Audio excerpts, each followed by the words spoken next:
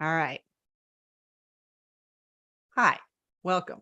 I'm Tiffany Yates Martin. We already talked about this. This is the Analyze Like an Editor Story Club. Today we are analyzing, let me get rid of that. Nadia Hashimi's A House Without Windows.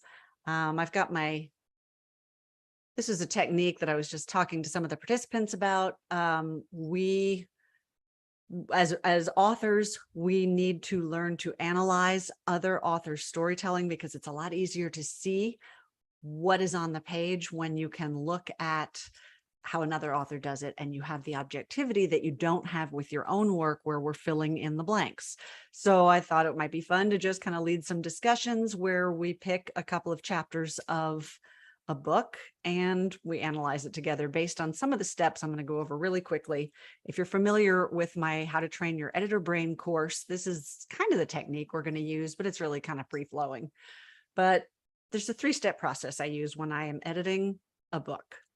The first thing I do is it's going to get really barky here in a minute because somebody's delivering something and I have 2 dogs that do not like that. So I apologize in advance.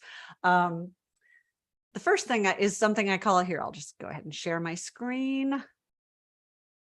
Or will I?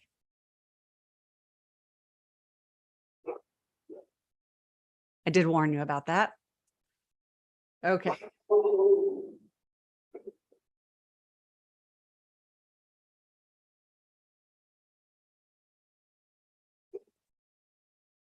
Hang on, y'all. Sorry about that. I'm having some trouble sharing my screen. Here we go.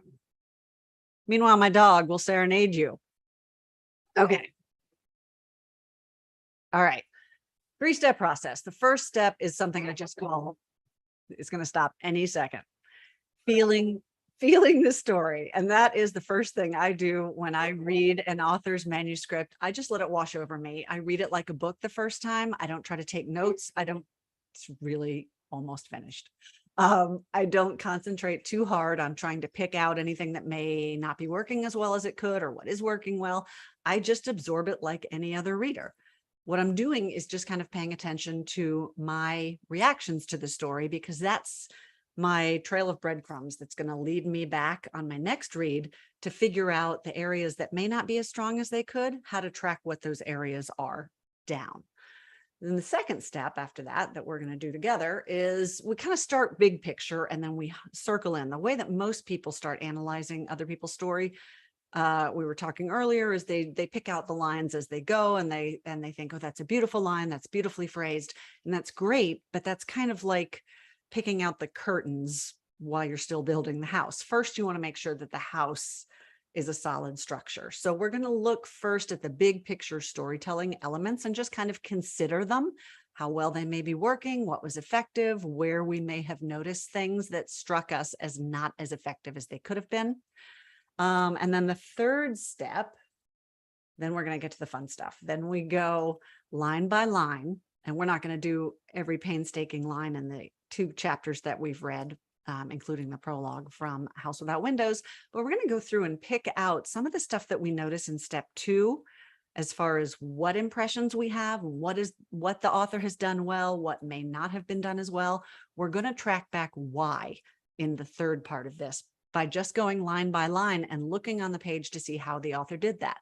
What's really valuable about that for your writing is that it's kind of like learning how the sausage is made.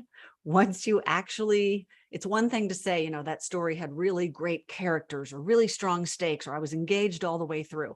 But if you can't pick out exactly how the author did that, it's hard to internalize that so that when you are writing your own stories, it's easy for you. You don't have to consciously think about these storytelling elements, because as soon as you do that, when you're drafting, you're in your left brain, right? You're out of that creative brain that you need to focus on just getting that story on the page. But if you do this enough that it becomes these craft elements, these techniques become a part of you, it's instinctive as you're writing. And then you don't have to come out of that kind of creative trance that you're in when you're drafting. All right, I'm going to stop sharing here and we're going to do some polls because they're fun. So the first thing we're going to do, I talked about just sort of feeling the story. So I'm going to find my polls There we go. And we're just going to do the first one, which is this is the feeling the story poll, the general impressions. Basically, how effective was this? I said story, but really I mean these chapters that we read, the prologue and the first 2 chapters. Overall, were you engaged? Did you like it? Did it feel effective to you? Would you have read on? We're getting a lot of 5 stars, 4 stars. This doesn't surprise me. I think this is a really strong piece overall. Some 3 stars. Oh, we got some dissent. That's good. That'll make for a more fun discussion. Okay, we got 100% of you have answered. So generally, this got pretty high marks, 4 and 5 stars. All right, now I want to look at some more specific reasons that this might have oh, let me share the results. Sorry, so you can all see it. There we go. 5 star, we got 46%, 4 star, 33%, 17% for 3 star, 4%, 2 star, no 1 stars. For me, this piece was very well written.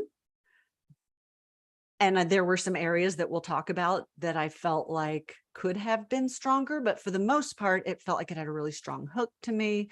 The characters were vivid. It was a fluid read. I got 5 stars from Suzanne. All right, so let's go into some more specific. Hang on, and get rid of that. Go away, poll. Okay, let's go into some more specific aspects of what we read and see. Now, come on, go away. All right, we're going to look at this just sort of so I talked about the first step being feel the story. What's effective to you? How did the characters feel to you? What were you aware of what the stakes were? Did you understand the plot and follow it? We're just going to generally kind of consider those big questions that I have up here. Did you feel that you knew who the characters were, and did you care what was going to happen to them? Talk about the clarity and the hook of the plot. You can rank these as far as what you thought about them. Did you understand what was going on? Did you feel invested in what was going on? Could you follow it? The stakes, as far as the engagement goes, that's basically, did you understand what the characters wanted? And did you care about what was important to them? Did it seem important to the characters, high stakes? And did that convey to you a sense of high stakes that kept you engaged? And the momentum, did it keep you going all the way through? Did it hold your interest? Was there anywhere that you lost your engagement with the story, or might have put the story down or not continued reading if it was your own personal read? Okay, we got 100% of people answering here. So it looks like, oh no, hang on, 24, there we go. Okay, so for the most part, again, pretty good marks here. Oh, let me share that with you. Sorry. Usually my husband is doing this for us. Pretty strong character investment. And I want to talk a little bit more about that. We're going to drill down further. The plot, clarity and hook kind of divided between excellent, very good, and good, with a little soupçon of poor.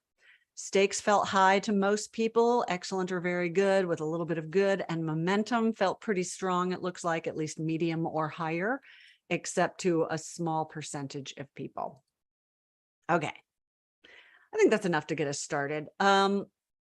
I want to talk a little bit about some of that. So the character seems like it was one of the most engaging parts for you guys. So in the chat, can you guys talk to me a little bit about character?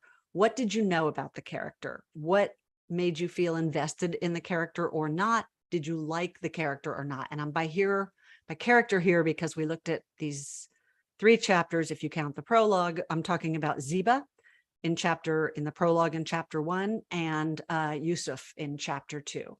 You can answer that separately if you want to. Did either character hook you more than the other? Did both characters feel developed? Suzanne says, I was engaged. Stakes were high for Ziba. Momentum for chapter 1, not as great for chapter 2. I think I agree with that, actually. And I kept rereading it to see if that was actually my impression. Am I still screen sharing? I don't want to be. Okay, good. Suzanne said that, or Robin said she agrees with Suzanne. Susan felt empathy for Ziba. This is interesting. Ziba engaged me, says Doug. This is really interesting. I I kind of felt the same way. Rebecca says much more engaged with Ziba than Yusuf. I agreed with that.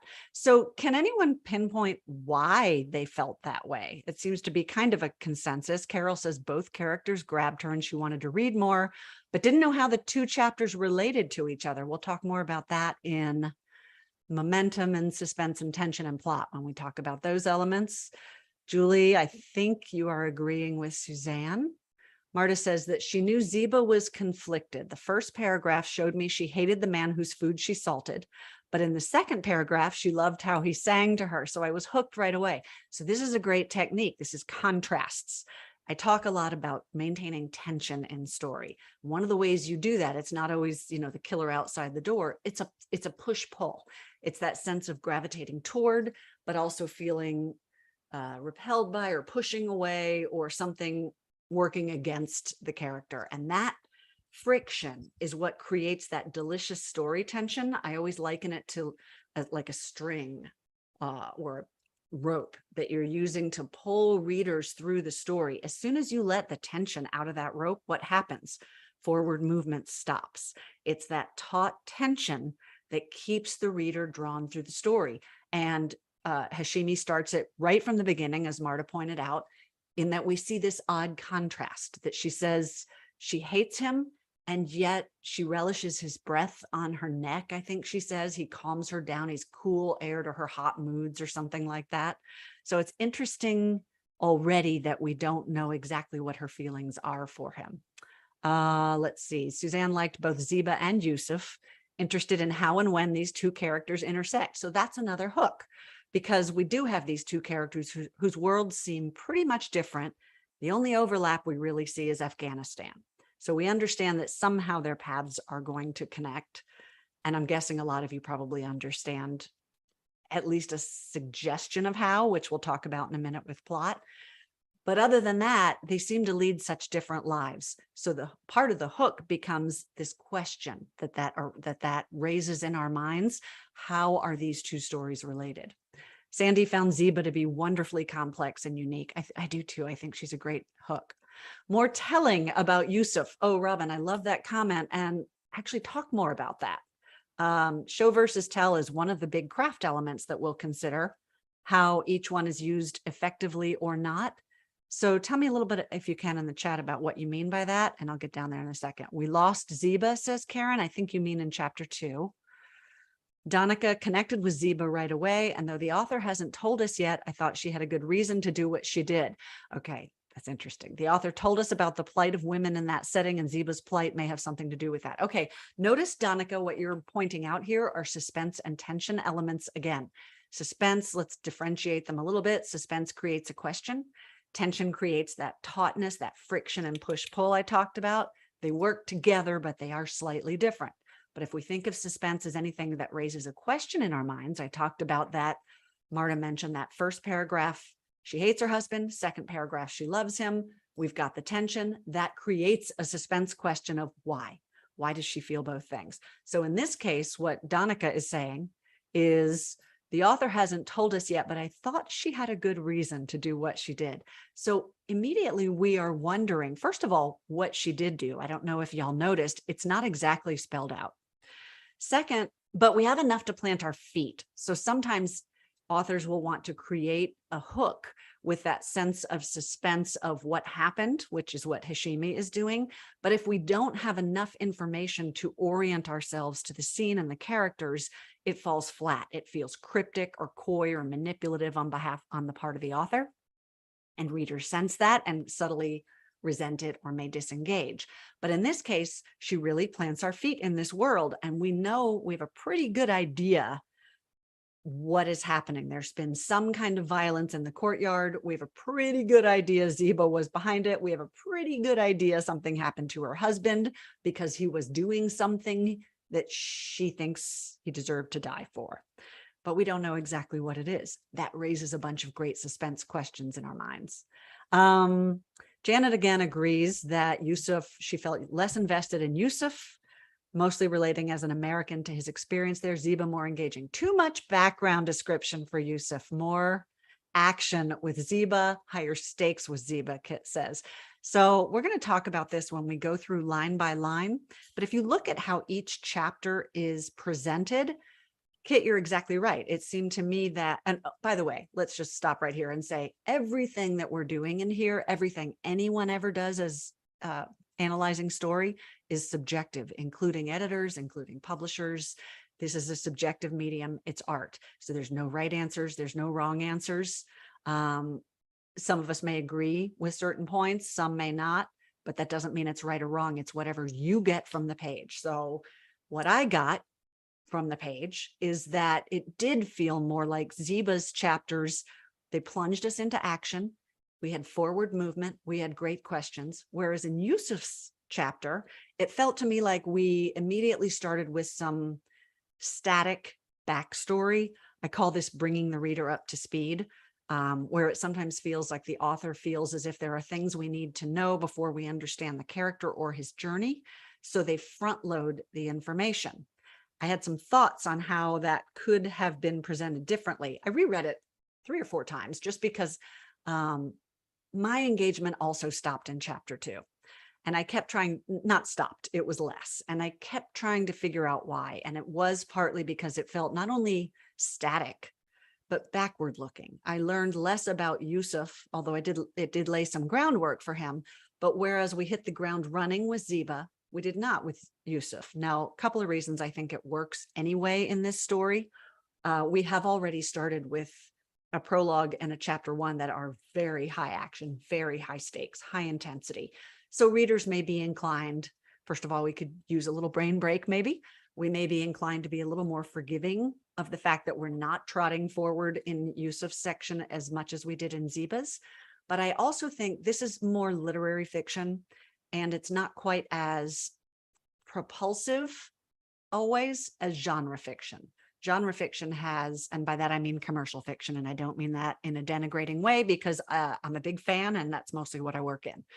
But it's more story heavy generally. It's literary can tend to be very language focused, very maybe character arc focused, but there's less happening sometimes. So to me, chapter 2 felt like it leaned more into that literary tradition or genre, and the prologue in chapter 1 felt more like that commercial fiction hook that grabs readers right away. We're going to look at some specific ways the author did that when we get onto the page. Danica thinks Yusuf will save her, and the author thinks that, and she thinks the author took time to tell us about him so we understand his motives. I agree with that, but it's how the author chooses to do that, which is, again, totally subjective. Just to give you the sort of the big picture of what I was thinking, I thought that chapter got really engaging when he met, I think her name was Sativa. No, not Sativa. I can't remember his girlfriend's name, but that to me started to feel interesting because we got the conflict Marta talked about. We had him wanting to honor his family, wanting to pick a woman who is from his cultural background to please his family, and yet being attracted to this woman, Elena. I don't know. I'll look it up in a second. And even though she's outside of his culture, she made him happy. And yet he felt conflicted. He broke up with her. And then he was drawn to this human rights work in Afghanistan. But could we have learned all that backstory if we started later in that chapter? Maybe we start with him meeting this woman and being afraid to introduce her to his family. So just as we did with that very first 2 paragraphs that we talked about with Ziba, where we have that push-pull, I hate him, I love him, we see, I love her, I can't be with her from the beginning. And then as we move the story forward, maybe the author could have salted in some of that backstory rather than it being that expositional, I don't want to call it an info dump because it didn't feel that obtrusive to me, but it was that sort of static filling in the picture. Maybe that could have been woven amid the forward momentum as brushstrokes of context as the story moved forward with Yusuf's conflict. But again, these are subjective choices. Yeah, we're getting a lot of you guys. I'm just going to say this because it's very lovely. Doug says, for me, Ziba was a stereotype of a bulb that promised petals to bloom. I think that's really interesting and a lovely way to put it, actually. And it sounds like that, like Ziba was not as much of a hook to you as she was to the other character, as to the other people here. And that's interesting. Prologue and first chapter, excellent. So consensus on chapter 2. Somebody went on and read chapter 3, a little overachiever. Calls out, let's see, who is that? Nathan correctly calls out that this is in Omniscient. And we're jumping from character to character, which can work. And I think does work here because we're firmly in an omniscient point of view. And we'll talk more about that. But it can also, omniscient is one of those tricky voices to write in. If you've ever read something like Crazy Rich Asians, I could not read that book because it's an omniscient that does not really follow the conventions of omniscient point of view. Omniscient means, yes, you can go, the narrator voice knows anything, can go anywhere, knows anything throughout history, throughout time, can observe any character directly, but omniscient does not take the direct first person point of view, can't read thoughts directly, doesn't react with the character the way that we might in like a deep third or a first person. And if those lines are crossed, you get something like Crazy Rich Asians, which is sort of a hodgepodge between omniscient and let's say deep third, and the reader doesn't quite have their feet under them. I always liken it to like a scene where the camera is just crazily whirling around the room and you don't know what to focus on. But in this story, I think it was well used. Karen says not enough actual chapter action for her to invest in Ziba. Jean is confused. Did Ziba kill her husband in the prologue? That's the question. And that's actually part of what becomes a spine of the entire plot of the story. I think she does it very well, though, Hashimi, the author, because while we don't exactly know what happened, we can assume it. She has set the stage well enough. She's talked about, let's just go into the story itself. And then we can look at some of this in actual practice. So hang on, I'm going to share. Okay, let's get rid of this. You are so patient with my bad tech. Thank you. Okay. I'm going to share the actual pages. If you have them pulled up, feel free to follow along. Okay. Here's why I think we can assume this. Let's look at where it is on the page, and we're going to go back and come line by line. But she talks about right here in chapter 3, if you can see my mouse, to think that it would all come to an end just a few feet from where we'd lain together as husband and wife. It would all come to an end. So that's suggesting that something has happened to her husband, and only steps away from where unholy blood had been spilled before. So now we have a sense that there's been violence here before. She talks about how she's caught him doing things he shouldn't be doing. That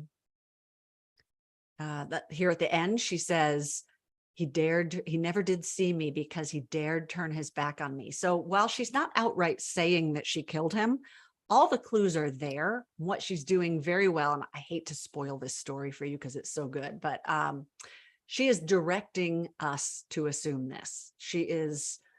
This is a great way of sort of using the reader's own assumptions against them, but the author is skillfully directing us to draw the conclusions she wants us to draw as part of the basis of how the story unfolds. And there's a twist later on that she is setting up now.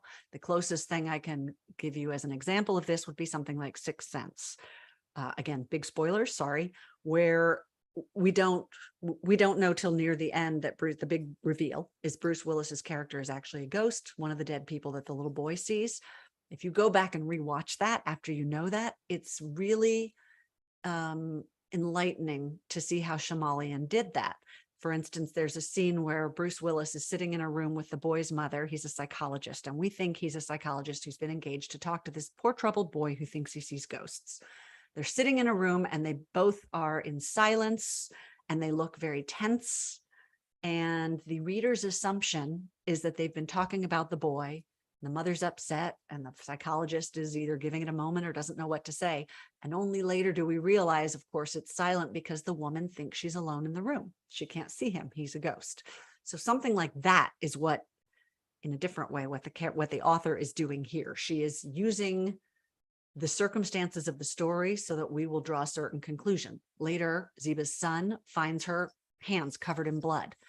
sitting in the courtyard, a crumpled figure nearby. What are we meant to assume, except that she killed him?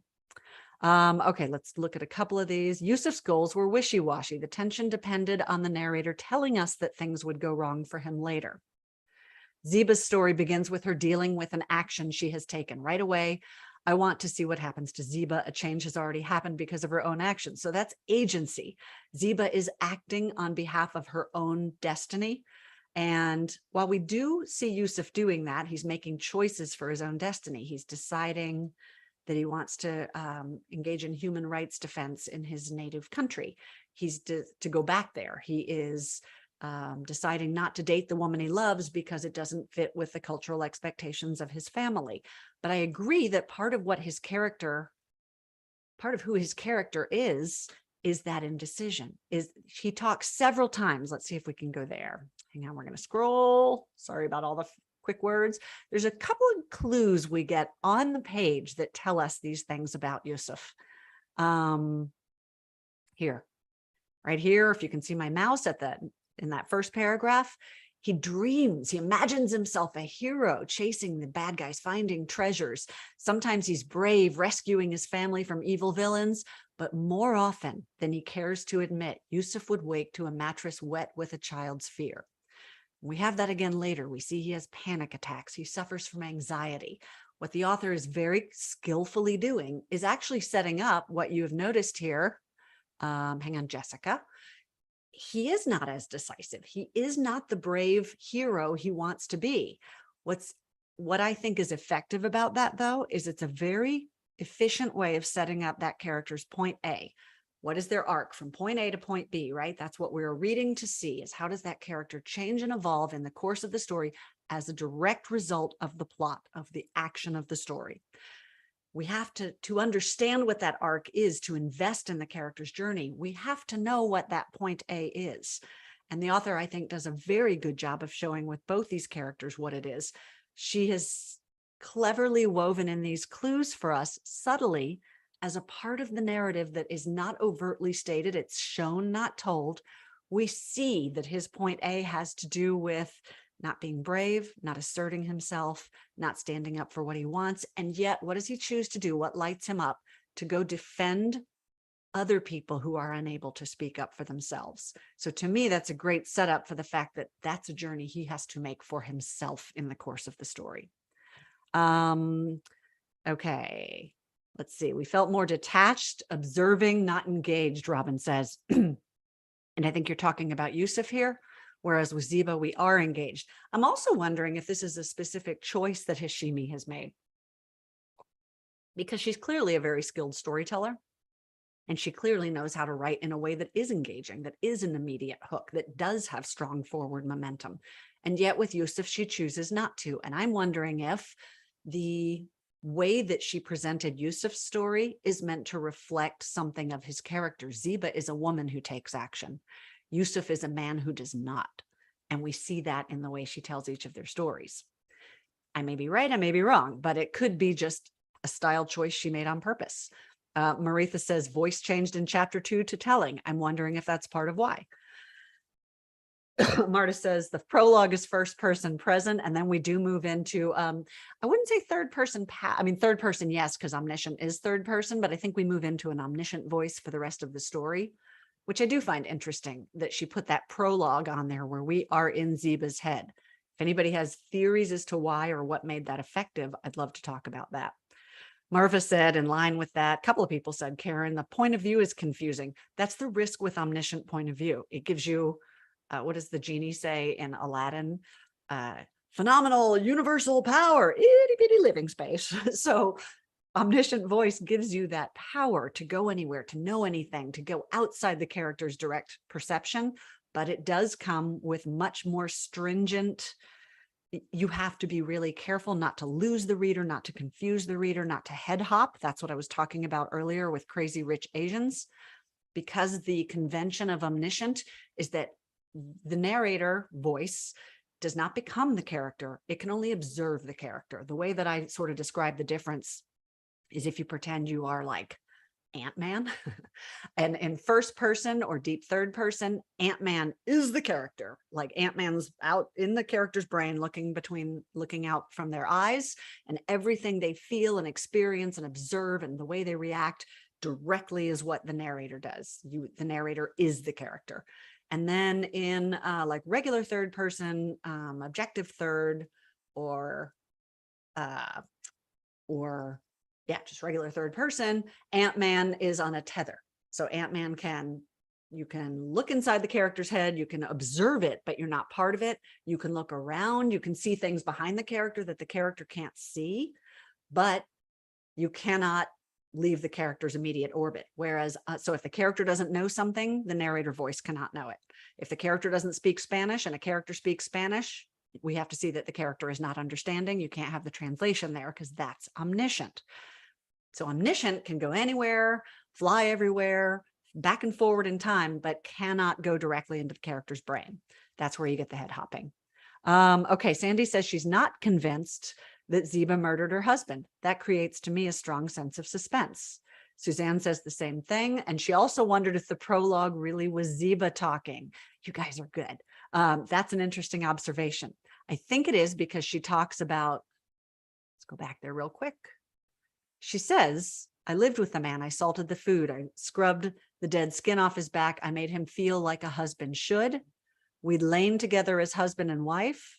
I'd imagine my husband dying a million different ways. So I suspect it is Ziba, but that's a really good observation because, and she says again here, my beloved husband, if it weren't for those clues, yes, this could have been a clever use of a different character's point of view that uses the reader's assumption for us to believe it is Ziba.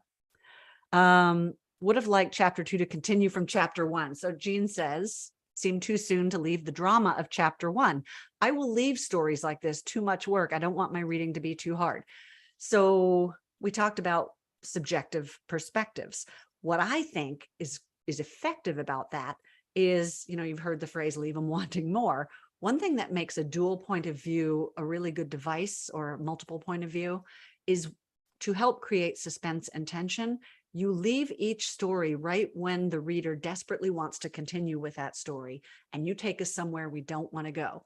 Now, the obligation you have as a writer at that point is you'd better hook us just as much in that new thing as the thing we left, or we may feel, as Jean did, which is that we resent it. And several of you have said you did not feel that way about the Yusuf chapter, which might be why that didn't work for you. But if we go from one, oh my God, what happens next, to another chapter opener where we immediately get just as invested. I think Gone Girl does this very well, Gillian Flynn. We may leave Nick's story and suddenly be plunged into Amy's, but Amy's is riveting also. And then by the time we're deeply hooked in that, Gillian Flynn yanks us away from it and back to Nick's, but it's this delicious seesaw ride. But if it's not delicious to you, then you feel as Jean does, and you risk your reader putting it down. First chapter, Charles says, made me want to buy it. Second, made me doubt that decision. So in this case, that technique was not working for you. The author could drop less at a time with Yusuf. I agree. Elena, thank you for those who are helping me with the girlfriend's name. So Karen says something we were talking about earlier, that all of the narrative about Yusuf's family in the refugee camp wasn't necessary for the story. It didn't move the story for me. This is one of the reasons it felt like front loading to me, because I always say readers don't care what's happening until we care who it's happening to. And while what she's describing is objectively very interesting, I did not yet feel invested enough in Yusuf for it to matter to me, which is why I suggested, if I were editing this, I might suggest starting Yusuf's chapter later on the action and the conflict of him falling in love with a woman that does not fit his family's cultural expectations and background. First of all, we have that hook. We get to know a little bit about Yusuf, that he feels so strongly to her, but something keeps him from being able to defy his family, whether that's a lovely sense of duty and responsibility and love, or it's an inability to assert himself, or both. But it's an interesting character question, and it's conflict, and I want to know the answer to that.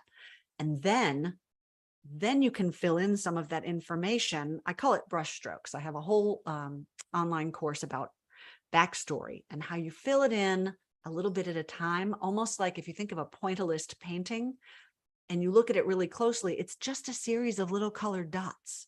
But together, if you step back, it creates this incredibly textured picture with depth and light and dimension that you wouldn't get if you just swabbed on a single color. So if you think of backstory that way, as these little dots, these little brush strokes of context that you fill in little by little, it really does deepen the picture. It gives us a clearer sense of who the character is. And it's a great way to bring backstory in without stalling out that forward momentum. And that would have been my recommendation as an editor. But again, these are all subjective choices. And as I said, the author may have done this deliberately. Okay, Nathan didn't like the fact that Yusuf drew back from Elena. That's where I think it got really interesting, that he broke up with the woman he loved because she was trying to push it to another level, and he wants to, and yet he won't let himself. I think that would have been a really interesting start. And Janet had a similar idea, stardom in Afghanistan. Oh, this is interesting. Deanne says she was more engaged with Yusuf than Ziba, partly because of all the action pulling around in a way that I couldn't settle, and the way her children were listed off. I ended up more concerned about them than her. Whereas with Yusuf, I could settle in more with him and felt we saw his growth over just this chapter in a way not seen in Ziba's. So this is a great example of what we've talked about how subjective art is. I think sometimes as authors, we get so caught up in how can we do it right? How do we follow the rules? What's the system that we should be following? The hero's journey or the save the cat or whatever. And I think the best thing you can do for your writing is to study widely, because all of those systems and schools of thought and techniques, they're valuable. But if you try to adhere to any one of them as a blueprint, you're hamstringing the freedom and creativity of your writing. You're trying to, the reason I called my book Intuitive Editing is because it talks about growing the story from the inside out, rather than taking some external structure and imposing it on your story, which is what you do when you try to follow the rules. So what I really liked about this is hang on, Deanne, is the way that we're seeing these different perspectives on how we reacted to this. You're going to find your people. You cannot write a story that's going to please everybody. You guys already know this, but if you doubt that, get on Amazon, look up some of the classic or best-selling stories and look at the reviews. They're all over the map because we all respond differently. And as an author, as an artist, you want to create the stories that resonate deeply with people. And you can't do that by being bland. You can't do it by following a formula. Your writing may be technically correct according to these beliefs and these theories, but you will strip out of it everything that makes it come to life and gets you that deep investment from the people who are your people, who do get your message. So this book isn't for everyone, and it shouldn't be. But the way that these chapters are told, you can see how we all respond differently to it.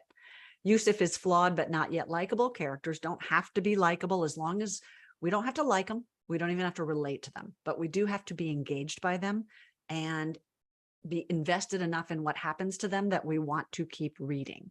We can talk about some ways to do that when we get into it. A little too much explaining with Yusuf, but I kept reading because I wanted to know what happened with Ziba. Author writes the prologue in first person to make us like and identify with Ziba more. I think that's a valid point, because we're joining someone who has done a pretty monstrous thing, it seems. And we just talked about how you invest us in a character. It's crucial that we care enough about Ziba to follow her story. Otherwise, we might just decide she's a crazy murdering person and not feel invested in her. So I'm going to get back to these comments, but I want to start and go through line by line and look at how Hashimi is introducing some of these things that we're observing. Marta already pointed out those first two paragraphs about the conflict. We talked about the push-pull, but let's look at that first line. I suppose this bloody mess might be partly my fault, might partly be my fault. This, first of all, is a great hook, because anytime you start with a bloody mess, and in this case, she means bloody literally, you've got a great hook, because we want to know what's the mess, what happened. And also the third question she raises right from the beginning in this one sentence is, how is it partly her fault? Now, it's an interesting choice of words also, isn't it? Because as this unfolds, it appears to have been completely her fault, to some degree anyway, at least the action of it. And it tells us something about the character that that's not the way she sees it. I think that's supported as we continue to go on here. There's a point in this prologue where I think we start to wonder if she is a reliable narrator. I'm going to skip down to the end of the comments here to see if anybody agrees with that.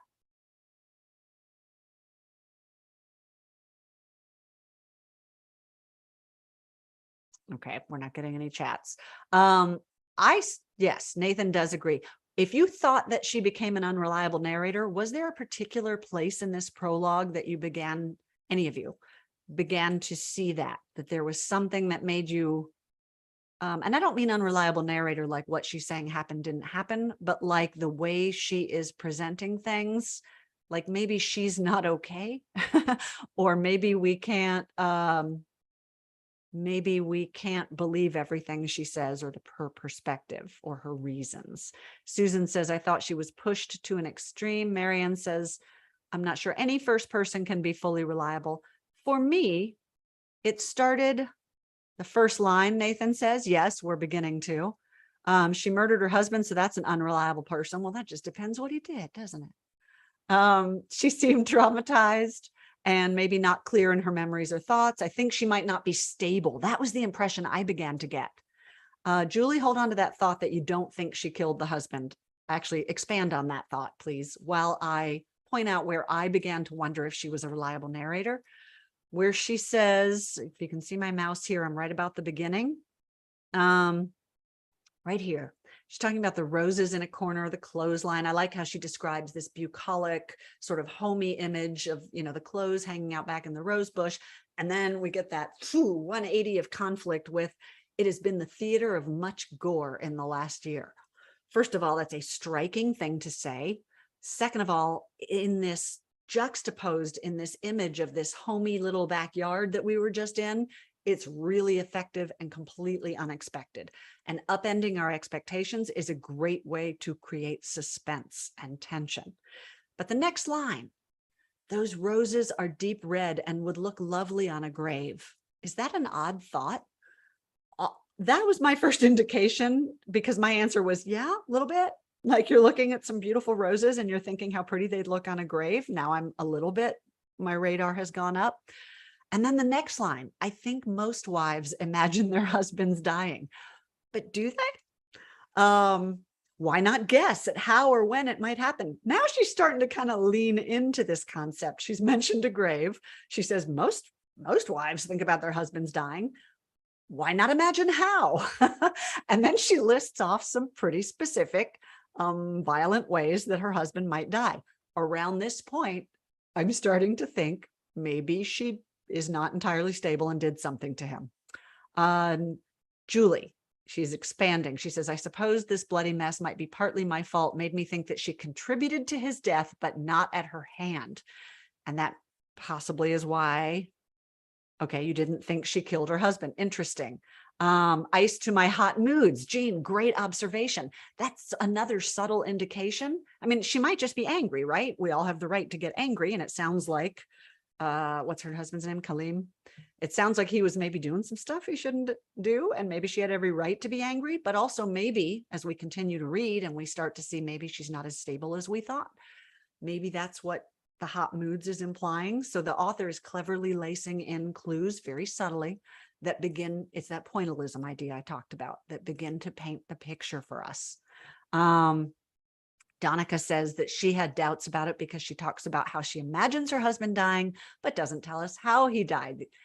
These are great observations. You guys are noticing the mechanics of what she's doing. So we can all agree, most of us can agree, that at the end of the prologue, maybe even at the end of chapter 1, we don't actually know if she killed him for sure, but we may think she did or didn't based on certain clues, and picking out those clues and exactly how the author did it is how you internalize these techniques for your own writing. Is she comparing herself to the roses? Maybe, I don't know, some symbolism I didn't see. And Nathan said she's still there, that she sticks around after he is dead, which could be because she has a baby inside, but it also could be, as you suggested, maybe she didn't kill him. Okay, Deanne says, I hate to watch anything suffer. Gave me that feeling after all the remarks about death, and then even more so with how the older kids are discussed. I think you mean the feeling that she's unstable. Is that correct? And then Marta says that she took it to mean that his abuse drove her to do what she did, which is also laced in there. How do we see that? Let's look at it on the page. He would sing to me something between a song and an apology whenever I was most upset. I could never stay mad then. So clearly she was mad at him for something. And then right here, she says, unholy blood had been spilled before. That's also a little bit that in the theater of gore. We're already thinking, what in God's name has happened in this courtyard? And then here, this is an interesting line. See where my mouse is here? One of the ways she imagines him dying, struck by lightning on his way to somewhere he shouldn't have been going. So she's giving us these little brushstroke clues that maybe he's doing some stuff he shouldn't be doing, and that is what contributed to it. Then when we get to, actually, let's go to chapter 1. In this first line, if Ziba had been a woman less ordinary, Kamal might have seen it coming. So now we're getting another implication that she did something to him. But again, notice it's not stated overtly. It's still, we might assume it, but it's still, she's cleverly leading us to conclude something she wants us to conclude. Whether it's true or not, we don't know yet. The day that changed an unchangeable village, but where is it? Oh, here's another line about where we're salt. She's brush stroking in the idea that Kamal does something. She tried not to wonder where Kamal was because that inevitably led to what he was doing, and Ziba was in no mood to entertain such thoughts today. So there's another clue that he does things that make her mad, that she disapproves of, that are antithetical to their marriage for her. And then we go, right, she states it overtly she talks about her son and her daughters on their way home from school. Basir, her son, more hardened than other boys his age. Adolescence had gifted him with the unfortunate insight to see his parents for what they were. So now we're starting to continue to paint that picture that this is not a perfect marriage, that there's friction. Why? She goes on to give us more details. Home had not been a refuge. Home had been, for as long as Basir could remember, a broken place. Broken dishes, broken ribs, broken spirits. That's a really good, succinct way, an elegant way. And by elegant, I don't mean fancy. I mean with the really tight and effective, with the minimum amount of words possible, like poetry. We get this very powerful image. Those 3 images, broken dishes, broken ribs, broken spirits, tells us so much about what this family is like, what this marriage is like. At the heart of the problem was Kamal, a man, this is interesting to me, who had disintegrated over the years. So that gives us the idea that once upon a time, he was not that bad. Frequently, one of the questions I'll ask authors in, like, for example, when there's a couple of characters and we're meant to see that these 2 characters are not right for each other, or that one's going to divorce the other, or that there's trouble brewing. It's presented in such a way that readers may wonder why these 2 were ever together. And I frequently will ask the author, what is it that drew these people together? If he's so awful, why does she care? Why is she still in the marriage? Why did she marry him, for example? We have to have some indication, or else we wonder what's wrong with the character, right? Like, if this guy is as awful as you're telling us, what in the world are you doing with him? Then the character becomes unreliable. Then their motives become suspect. Then we may not relate to them. But if you can subtly lace in reasons so that we have some reason to see that things were not always this way, why these 2 were drawn together, then we will invest. And that creates the story question of what happened. So Hashimi does that here when she talks about him disintegrating over the years. So he wasn't always like this. Now he survived only by believing that the man he was for minutes at a time could make up for the man he was the rest of the hours. Again, that's such an elegant way of telling us that he has these moments, right? He might be a decent man or the man he used to be in flashes, but he can't sustain it. And yet he desperately needs to believe he still is that man. So even though we never meet Kamal, well, because he's dead right away, I think she's doing a really nice job of beginning to paint his character with these little brush strokes of context. And then immediately after that, we see that he does try to do things for his family. So we're still getting those, remember that push-pull, we're still getting those conflicting ideas that don't let us have black and white ideas of who these characters are. Maybe Kamal would bring home a cut of meat today. They hadn't had any in half a month. Last week, he brought a bag of onions. He was providing for his family in whatever way he can. And she appreciated it. So fresh and sweet. Her eyes watered just looking at them. She'd cried tears of gratitude into everything she'd cooked for days. This story, this situation, could be a lot less effective if he's, let's say, a philandering husband, she's an angry wife, and she finally killed him. But we've got all these gray areas that make it more interesting to us. He can be, he does sing to her sometimes. He bobs his head. He makes her laugh. He spoons her at night. She loves him sometimes. He used to be a better man. In flashes, he tries to be a better man. It sounds to me like he may not like the man that he has become. And that's interesting too. That's his internal conflict that's being suggested in the fact that he desperately wants to believe he's the man he is in flashes is the man he still is. So that makes that character much more dimensional. And then we get a little bit of background here. I'm going through, this is the third stage I talked about where we're going to dissect line by line. So once you start getting the idea of where in the story you're seeing, and we pointed this out a minute ago in the stuff we were talking about with where we were engaged in the characters, once you get an idea of what trail you want to follow, let's say, and for me as an editor, that's after I feel the story and I go, okay, what did I like? What worked? What didn't work? Then I'll do what we just did a minute ago and I'll go, why did that not work for me? So we were, just as an example of that, we talked about chapter 2 being where our interest began to flag, about how we weren't sure what Ziba did. So now we're going to dig down onto the page and dissect why we feel that way and how the author conveyed that to us. That's what we're doing now.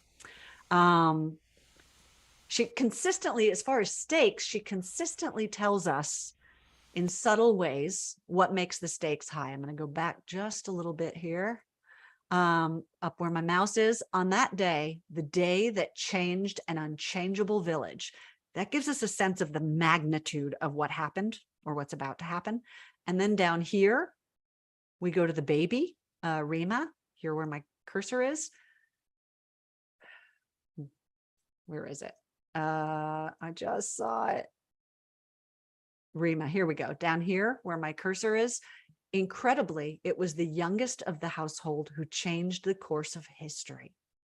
She's really subtly paving in the idea that this isn't just a domestic disturbance we're about to see. It has much greater ramifications, which is a subtle way of keeping the stakes high for us. I'm going to jump down to some chats here just to see how you guys are doing. Jean says, if she had just said out of dread about thinking her husband, picturing how her husband might die, that's believable to me. I can get behind that, but not out of anticipation of a husband's inevitable death. That's that unexpected tension that Hashimi is working with to keep readers a little bit off balance. I thought if she killed him, we would have been told in chapter 1. The author left it a question, so that made me think it wasn't her. That may or may not be the case. Maybe we would have been told in chapter 1, but these are style decisions that the author made. And one way, as we've talked about, the way of creating suspense is by creating questions in the reader's mind. And this may have been the question that Hashimi wanted to create. In fact, this may be a story about a big reveal. Did she or didn't she? In fact, that sort of becomes the question because Yusuf is coming to defend her and she will not defend herself. She goes to jail, and in Afghanistan, women have very few rights, and she's going to be put to death, but she will not speak in her own defense, and her lawyer is trying to get her to. And the story becomes about figuring out exactly what happened. So it's actually essential that in these early chapters, we don't know, because if we do know, we're a step ahead of the characters, we're a step ahead of the author, And as soon as you can predict the way a story is going to end, your investment lessens, the stakes are lower. Think about, I think most of us do this because we're authors. When we're watching a story, do you guys try to figure out how it's going to end? What's going to happen next? I do that sort of compulsively. And when I do it correctly, I'm thrilled because aren't I smart? But I'm also kind of disappointed, and my investment in the story is less because I feel like I outwitted the characters or I outwitted the author. We read to be delighted and surprised, to go somewhere that we did not see how to get. And if we can figure it out, it takes that joy away. It takes that anticipation away. So one thing I think Hashimi is doing by deliberately not letting us know is making us as blind as Yusuf, as the court officials who are trying her, we talk about this changes of village. She is consistently presented as a woman who is, she's a peaceful neighbor, it says. She's reliable. She's a faithful wife. She is everything good and bland that she is expected to be. And yet this shakes up her whole village, her whole town, because suddenly nobody knows, did she do this? Why did she do this? Why won't she speak up on her behalf? And Hashimi leaves us in the dark with everyone. So we're on this journey directly. Sandy says, devil's advocate, is she thinking of her husband's death or fearing the death of her husband? She actually says, I think, that she phrases it in a way that you can make either conclusion. The loss of her husband would greatly affect the well-being of the family within her community. Excellent point. But what I thought was interesting was all the ways she imagined it were violent, which may or may not, it just could be fear talking, but I found that interesting. The man can't salt his own food. I think that's cultural. I think it's the woman's role to like prepare and salt the food. In my mind, she killed him, but the motive was complex, more than abuse. I think Hashimi lays that groundwork very well without giving us the answers in some of the ways that we pointed out, doing something he didn't want to do. There's one line she says that I think is one of them. Oh, right here where my mouse is. Out the back door, into the courtyard, and over to the clothesline where she stood for a few moments before hearing something she couldn't deny. It was the kind of sound no one wanted to hear. It was the kind of sound people would much rather walk away from. Oh. And then that last line, I got shivers reading that. And then that last line, Ziba debated for a moment before deciding she, a wife, a woman, a mother, had to see. What, first of all, the great question of what in God's name is she seeing and hearing? How is it bad enough that it resulted in what we now know happens, which is why I think the prologue is very effective in this story. It heightens the stakes if we know what's coming. And what does it have to do with, she talked about her child a moment ago and how she, if it hadn't been for the child, she wouldn't have heard it. And then here, a wife, a woman, a mother, what has she heard that in those roles makes her have to see it? I imagine this was arranged marriage. Yeah, can you talk about point of view starting at adolescence had gifted him broken spirits? I think I know where that is. Yes, that's Kit. Let's talk about the point of view. If I can find it. I'll come back to that. The onions show their financial situation. Great observation. Fresh onions and a meat for the first time in 2 weeks make her feel so abundant she cries. That's a great way of showing and not telling that this family is struggling. The wording of disintegrate after not wanting to see people suffer also links for me. Yeah, sometimes the verbiage that we use as authors can create a mood or foreshadowing or a sense of suspense. Jean, this is going to be, Jean had to go. Just if anybody has to go, this is going to be available on YouTube if you need to see it again. It occurred to me that Kamal molested the baby Rima. Interesting. I'm wondering, Cynthia, where you got that, if you want to weigh in. Oh, Marta says the same. Ziba is not selfish. No, that's definitely painted in with all of her, the way she cares for her family, the way she's concerned about her children. Nathan says, I don't think she killed him for herself. You guys are picking up on some really interesting stuff. These are the central questions that become essential to the whole story. And it's what I think Hashimi is, the groundwork she is laying so well. But I also think it's interesting that a lot of us are making the assumption that she did kill him or that she did something. And I think that's essential for the fact that Yusuf is coming to defend the defenseless. He wants to be the hero, remember. Let's transition over to him and look at his chapter. We talked about why this is or is not as effective as the first one to us. Let's contrast the two opening lines. Yusuf, as a young boy, never dreamed he would one day be a lawyer, much less a lawyer in America. He was like any other child and gave little thought to the many days beyond tomorrow. To me, this is a little bit of a passive opening. It's just expositional. It tells us something about him, but I'm not getting a sense of conflict. I'm not getting, let's go back and compare it to the first line of Ziba's chapter. If Ziba had been a woman less ordinary, Kamal might have seen it coming, a gnawing feeling, or at least a few hairs standing on end. Can you see the difference in those first two lines as far as the hook?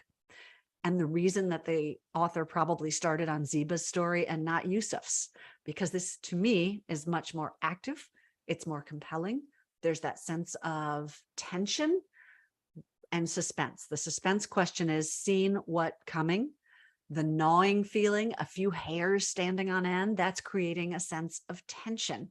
Something is off, something is wrong, and he didn't see it coming. What is it? So already we've got a real powerful hook and forward momentum in the story.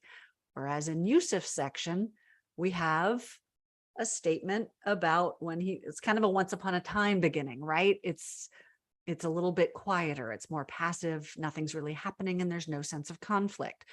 That's not to say this isn't good. Like, I do think the writing's really good. And I love the way she presents life in Afghanistan before the war, what it's like in a refugee camp, how desperate this family was, everything that they lost and left behind to be able to escape this dangerous situation they were in and offer opportunity to their family, and yet everything that it cost them to do that. All that's interesting to me, but it's facts. It's just exposition. And so for me, and I think for several of you, you said, it doesn't hook you as deeply as Ziba's. It also, a couple of you have pointed out, Yusuf doesn't feel like as strong a character. He's clearly not, it seems like. He is much more passive as a character. Ziba is a woman right here. If she had been a woman less ordinary, but she is not. We know that from the beginning. And yet everything that the author is presenting about her is ordinary. She feeds her family. She's happy for onions. She takes care of her husband. She's a good neighbor. Why is she taking so much care to show us she says, for 2 decades, life had gone on exactly like this, wonderfully ordinary. She actually uses that word in Ziba's point of view over and over. And yet then right here, she tells us she is not ordinary. That's interesting. Yusuf, on the other hand, appears quite ordinary. And I do think this is deliberate, but I agree with you guys, it's not as strong a hook. Kit says, all the detail about Yusuf confuses me. Whose story is it? I'm not clear who has the most to lose or gain. This is a dual point of view story, as we see as the story develops. So it is both of their stories. It's mostly about Ziba and what she did in her defense, but we talked about Yusuf's point A. We see that he is a man who can't assert himself, who's a bit passive, who feels a calling for several things: to defend the defenseless in Afghanistan, to overcome his fear. He wants to be the hero, but he's fearful. To be with Elena, but he has to overcome his fear of commitment, of defying his family. So we're clearly seeing patterns in his character. We kind of understand what his journey is going to be. And over the course of his defending Ziba, we see him progress along that arc. But that may not be, it is not given as much focus and attention as Ziba's story, and it may not be as compelling to readers. It sounds like to a lot of you, it was not. All right, I'm going to stick up another poll. We're going to talk about another character or another plot element or another craft element. Sorry. Let's talk about, we talked about plot. Let's talk about suspense and tension. We've been talking about that. Nah, let's not talk about that. Let's talk about, hang on. We've kind of covered a lot of this. Let's do this one. Let's do stakes. I've talked a little bit about this. So you can consider this as a whole, because I didn't put the 2 chapters in here separately. But for each character, did you understand what was at stake for them? And did the stakes feel high or low stakes to you? So you can say, you've got 2 columns here. One is whether you knew the stakes or not, and the other is whether or not the stakes mattered to you. Like, could you see what they were, and did they feel really important? Because sometimes an author will create the stakes, state what the stakes are, but the reader doesn't feel that. And there's usually a few reasons for that. Often it's one of my other many aphorisms that I use is that readers, I said earlier, readers don't care what's happening until we care who it's happening to. So we have to invest in the characters. And then if the characters don't powerfully, profoundly care about what is at stake, what they have to gain or lose, readers cannot care. And that doesn't mean the stakes have to be objectively high. It doesn't have to be, we're going to save the world. One of the examples I frequently cite is a movie called Aquila and the Bee, where it's about a little girl entering a spelling bee, but the stakes are very high to her. The stakes are very high to the, I think, principal or counselor who cares about her and wants to help her, to her mother. They're incredibly important for reasons that the author shows. Okay, let's look at our results. So the bulk of you, yes, knew the stakes and, hang on, cared about the stakes. Kind of cared about the stakes, didn't have any idea what the stakes were, and a couple of you just had you didn't even care what they were. Okay. So let's look at some of the ways that the author conveys that. We already looked at it in the first chapter about how we got the author telling us that this changes a village, that this little girl changed the course of history, and most people can't do that as a child. So we're already getting a sense of the stakes, but we further get a sense of what's at stake for Ziba we hear about the difficulties of her raising her family. She's already lost 2 children, we find out. She has trouble feeding them. She is dealing with a violent household, an unpredictable husband, but as someone pointed out in the chat, she also depends upon him in this culture because a woman without a man is basically helpless and has no rights. So that's really good, not only tension, but the stakes are very high for her. And yet, we are led to believe that she killed him despite those stakes, despite what she has to lose. And then, as I mentioned, as the story goes on, she refuses to defend herself. And then that raises the question of why. Julie felt the stakes for Ziba more for Yusuf. Suzanne agrees the stakes were high for Ziba. Unclear at the end of chapter 2 for Yusuf. Let's go to him because I think the stakes really are very clear for Ziba. What did you guys think was at stake for Yusuf, if anything? Whether it felt high or low stakes to you, did something in there feel like something he desperately wanted or feared losing, or kind of wanted or feared losing? And what told you that? Or was there anything like to you? Did it feel static? Did it feel like the stakes were not important or unclear in his point of view? Julie felt the stakes for Ziba more than Yusuf. Nathan says Yusuf had to go through a lot to get to where he made it to. I agree with that, but I'm not sure that makes it high stakes to me because it tells me something about his character, maybe, although his parents are really the ones who engineered a lot of that. But what hangs in the balance for him that is important and meaningful? Gayla says his viewpoint was static. She seems not to have seen stakes. Marta says, was he going to have love and a family approved wife, or was his life going to be consumed by the cause? That's a great observation, but I didn't get the sense strongly that he cared about that. I got the sense that he cared about Elena, but he actually says at one point that he's even after Elena. Hang on, his chapter is quite a bit longer. Okay, this is where he meets her and then he lets her go. And then somewhere down here, oh, here we go, where my cursor is. Yusuf ducked out of the conversations. This is after he's broken up with Elena, moved to DC to take this job with the human rights legal firm. He missed having someone at his side, but he could not imagine taking a wife now. He could not imagine someone waiting for him to come home each night, asking him why he worked so late. He could not be bothered with a second set of parents and cousins and uncles. He had no desire to become a father. He made false promises to his parents that he would be better prepared for commitment next year. So the sense we're getting, and whether it's true or not, we don't yet know, because we know he loved Elena. But what we are led to believe is that he doesn't want those things. So is that high stakes if he doesn't really want it, if he wants to focus on work, and that is in fact what he's doing? What do the stakes mean for him? Kit says authenticity, work, and love. I think that is, okay, this brings up a great point, which is stakes are dependent on a character's goal and motivation and what they want and why they want it, which is what a goal and motivation is. And the clearer the goal and the stronger the motivation, the higher the stakes can be, as well as what calls that into question. Like if a character wants to get married and they ask someone to marry them and they say yes, stakes are pretty low, right? Because there's no opposition. What creates high stakes is the character desperately wants this thing and something is keeping them from it. So I like and agree with the idea that you've picked up on this authenticity idea. He loves Elena, but he won't be with her because he wants to please his family. So there is something, he has some journey to be made to claim his authenticity, right? What he really wants. He's doing it in work when he finds his love for human rights work. But what I do want to point out here is that you can't have strong stakes with intangible goals and motivations.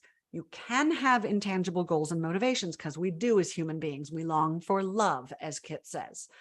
But readers don't know what that looks like specifically, so that we have something to root for and we know when the character actually hits that finish line.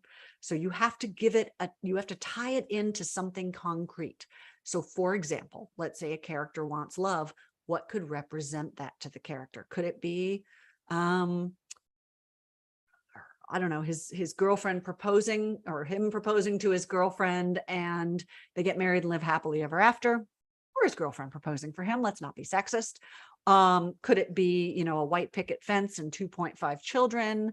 Could it be, you know, a guy wanting the guy he has a crush on to ask him to prom? What is it? What is that physical thing? One great example of this is in the movie Up, where what the character wants is, he feels guilty about his wife. He wants to somehow make up to his dead wife for the fact that he promised her adventure and never delivered it. That's vague. It's amorphous. We don't know what it means and what it means to like honor her and hold on to her. So the screenwriters give it a very specific, concrete goal, which is to get the house they lived in on top of this cliff of a place she always wanted to visit. It's a cartoon, right? It doesn't have to be realistic, but that's the physical representation of that goal. And that's what makes the stakes high. So if the stakes are vague and it's something like, oh, I want to honor my wife, how do we know to root for something or care about it, or what makes us engage? But if the stakes is get that house on the cliff and he lifts it up with balloons and then those balloons start to pop and he's going to fail or he's going to die, now the stakes are high because now they're concrete. Now we know that not only will he fail, but he is in danger, but we only know that because there's a concrete thing. So great observation, Kit. But when you are creating your own characters, make sure you not only know what drives them. I've got an article coming out in the next couple of weeks for Jane Friedman that talks about exactly this, where I analyze the movie Elvis by Baz Luhrmann. He has goals that are amorphous like this. They're intangible: love, fame and fortune, music, right? How do you put a face on those things? And in the article, I talk about what makes each of them specific: a specific concert, buying his mother a pink Cadillac, touring Europe. How are they tied into those motivations in a way that is concrete that we can root for it? Let's see, Marta, we already talked about that. Cynthia agrees, his love for Elena versus his dubious commitment to his career. So that is a good potential conflict, but it's immediately diffused when he dumps Elena. Yes, he can't stop thinking about her, and he's telling himself he doesn't want any of these things, which to me, I think is, again, an unreliable narrator. I suspect he does. He says, right after that paragraph we just read, he says he'd had no choice but to walk away from Elena. Turning away from Elena would have been harder. So we see that she's still on his mind, but he's still doubling down on having made the right choice. So does that create high stakes? For me, it didn't, because he's doing what he wants to do. And it's a good setup for his character, but I'm not seeing a specific thing he wants. I get the idea he wants to be a hero, so I suspect that's going to be what drives him. But I wonder if maybe somebody suggested starting when he gets to Afghanistan. Think about starting his chapter on something like him finding out he's been assigned to Ziba's case. Maybe that would have been a dynamic hook for his story, and then we could have found out some of this backstory. Again, these are subjective choices. There are reasons the author chose not to do it that way, but we're talking about ways to make stakes more evident and give his sections a little more forward momentum, and that's a potential way. Gayla says, I think his viewpoint was static. I agree. It was more telling us it was backstory and telling us who he was and what forces were driving him than it was setting him on the road the way that Ziva's chapters were. And again, that's not right or wrong. These are style choices. Janet says, I felt like he was sacrificing her personal life for his career goal, and Ziba's case might mean failure. So there is the suggestion he's going to Afghanistan. He's going to defend the defenseless. So she does plant the seed here that these two paths are going to cross, but was it strong enough? And again, this is not a trick question. There's no right answer. Was it strong enough to you to serve as a strong hook? A couple of you have said you to put the book down after chapter 2. And I was also thrilled to see a couple of you said you're going to go read this book. It's really good. Yusuf denied, you guys are picking right up on the themes in his character, denied himself love and deviating from tradition. Maybe helping others was a way to justify a deviation. It's interesting. He feels this longing for Elena, who is not of his culture, and this strong tie to his culture, both in wanting to please his parents and in wanting to go back to Afghanistan. He says right here, a strange twinge in his chest. And then he talks about Afghanistan. This twinge comes from the land of clay and mountains, a siren in his dreams begging him to save her from herself. He does have a strong pull for this. So another thing that seems to be set up in this that I think is well done is he seems to feel a conflict between honoring his culture and his heritage and this other half of him that is in fact American, that was raised American, and reconciling those two things. And I think she's setting that up very well here. So that could be what's at stake. Not as high stakes as Ziba thought. I felt Yusuf needed some kind of redemption. If you can, that's one great way to hook a reader in a character that's not necessarily likable, whether you like Yusuf or not. If we see a character with a hope of redemption, an example I always use for this, if you remember the movie Leaving Las Vegas, Nicolas Cage played kind of a end stage alcoholic who really just wanted to kill himself. He'd come to Las Vegas to drink himself to death.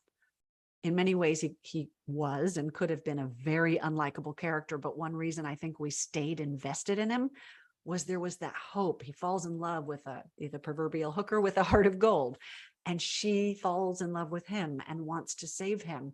And we start to see enough glimmers in him that tell us maybe he could be redeemed, that I think kept readers invested in what could have been a very unlikable character, or one that we don't invest in because we don't see hope for. We have to have some hope of change in the character, or we don't want to read on. That's what story is.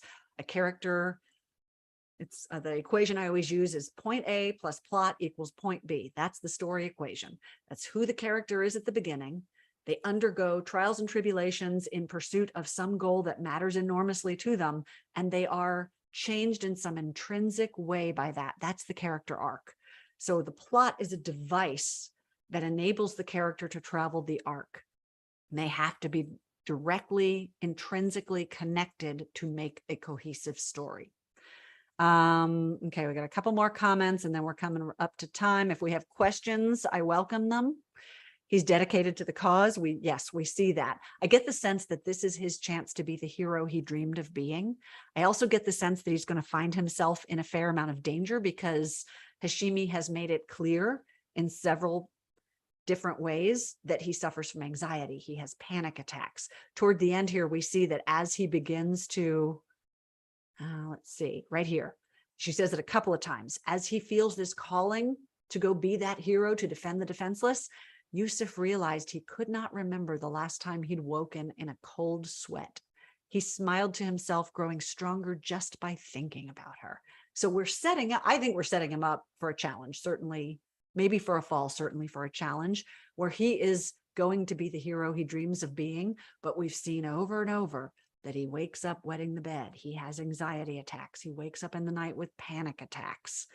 He's starting to move along the arc and feel stronger, but the setbacks, the moves forward and back, are what's going to show his movement along the arc. Great observation, Kathy, about Yusuf with the American belief that one person can make a difference, which is interesting because we do see a lack of that individualism in the Afghanistan chapters. Interesting observation. Deanne says, I think Yusuf was more infatuated, in the infatuated stage of love that was popped when the reality of how a relationship with her would eventually look, and couldn't face that with how he's still imagining other parts of his future life. Yeah. So we do have conflict in his section for sure, but we talked about, do we have high stakes? We've kind of just scratched the surface here. You guys are starting to get an idea of how intense an edit is, but that's not material to this. What I do want you to try to maybe take away from this is notice how much we have drawn out of this story directly from what is on the page and specifically pinpointed what we're finding. Stuff we've talked about. Where do we know the stakes? How do we understand that the character is maybe unreliable? What makes us understand what raises suspense? Notice how we specifically picked out how the character did that. The more you can do that, the better you will get in your own writing at being able to, it becomes a part of who you are as a writer. It's tools in your toolbox, and you don't have to think about how can I create suspense on this page. You have internalized those concepts so much that they become second nature, and you know how to create them.